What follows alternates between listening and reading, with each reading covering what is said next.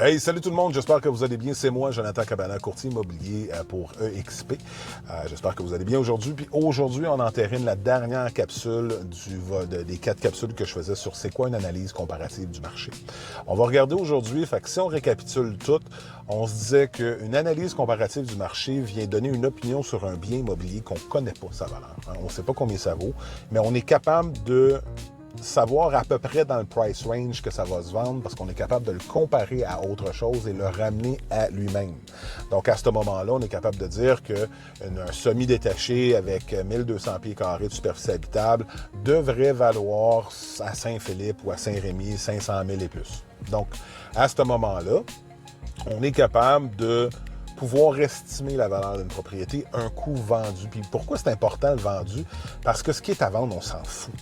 La réalité des choses, c'est qu'on pourrait avoir une maison listée beaucoup trop chère qui va mourir sur le marché 100 jours plus tard, ou on pourrait avoir une maison listée beaucoup trop basse, puis là, on va avoir 7-8 offres d'achat, puis on va penser, oh mon Dieu, j'ai fait de la surenchère pour rien, lorsque dans les faits, la maison avait été pricée tellement basse qu'on n'est pas capable d'aller rechercher le différentiel.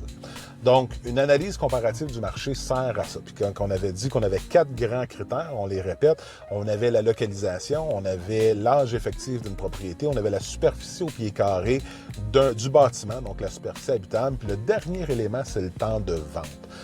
Le temps de vente, c'est quoi? Le temps de vente vient nous dire que dans l'espace d'une année, le marché, de par lui-même, se comporte d'une façon X ou Y.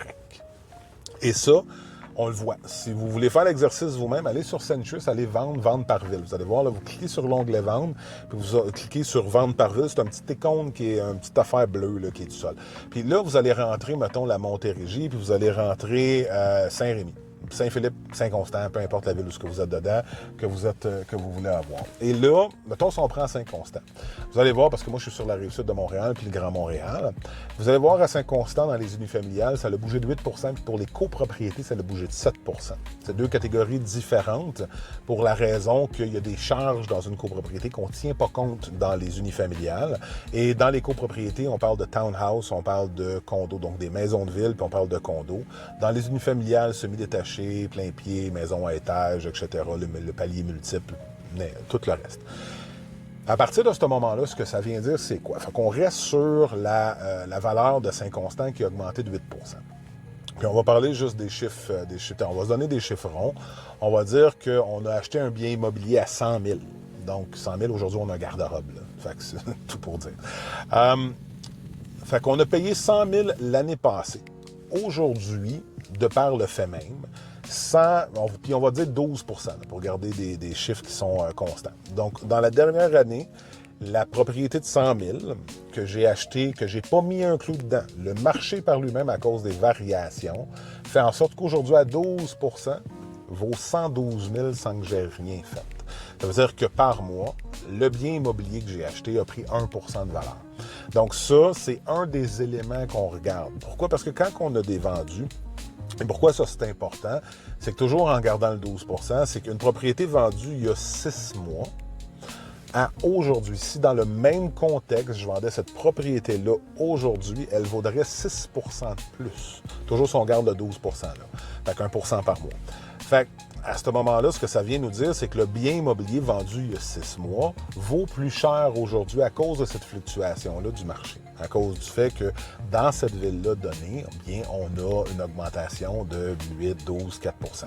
L'inverse est aussi vrai. C'est qu'en ce moment, on a beaucoup de situations où les condos sont en train de manger un peu une dégelée à cause de tout ce qui est la loi 16, la loi 141. Ça, c'est une autre chose qu'on regardera dans une autre capsule. Fait qu'il y a certains secteurs que les condos ont eu 2 % de recul.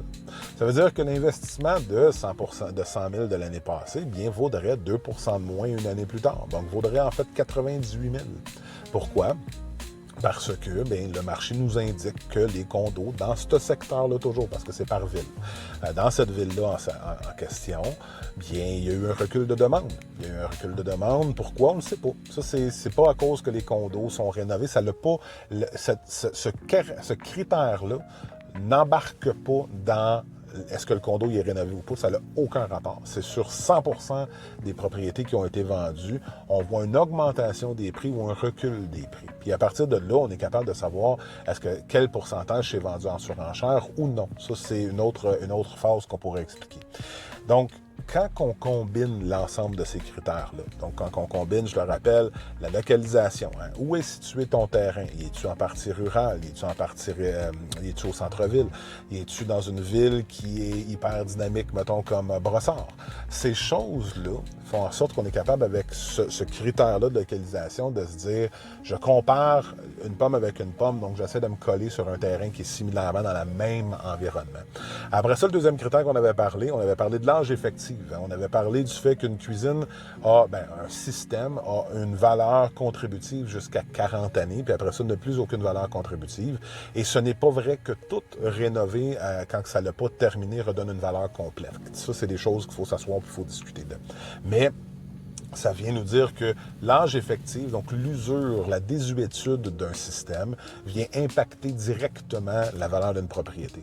Le troisième critère qu'on avait augmenté, qu'on avait regardé, c'est qu'on avait regardé le pied carré de la superficie habitable en fonction de 3 critères. Hein, l'économie d'échelle, donc un 800 pieds versus un 1200 pieds. On avait regardé aussi en fonction du revêtement extérieur, soit briques en façade, soit 100% vinyle, aluminium, cannexel, name it, ou 100% briques, qui a une plus grande valeur. On avait regardé aussi en termes de économique, conventionnel et de luxe. Ça, c'est tout ce qu'il y a à l'intérieur comme type de produit.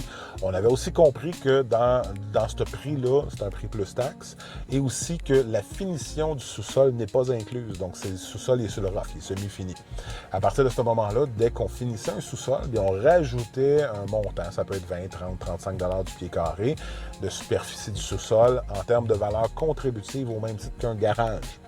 Et à partir de là, ça nous donnait ce critère-là. Et le dernier critère qu'on vient de voir, c'est le temps de vente. Que entre l'année passée et aujourd'hui, l'immobilier se comporte de telle façon et fait en sorte que sans qu'on ait fait aucun investissement dans la propriété, sans qu'on ait fait aucun changement, bien la propriété peut prendre un gain ou non et faire en sorte qu'à ce moment-là, c'est un élément qu'on doit considérer et qu'un bien qu'on compare vendu il y a 6 mois, bien, on doit le ramener à proportion égale à ce qu'il vaudrait aujourd'hui s'il aurait été vendu dans la journée même de notre analyse.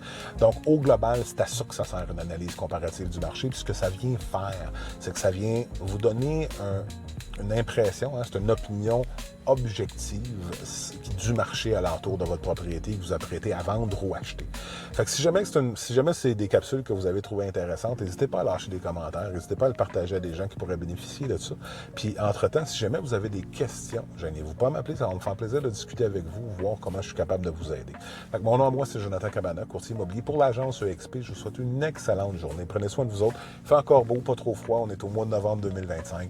À ce moment-là, hey, attention à vous autres, puis on se revoit bientôt. Salut!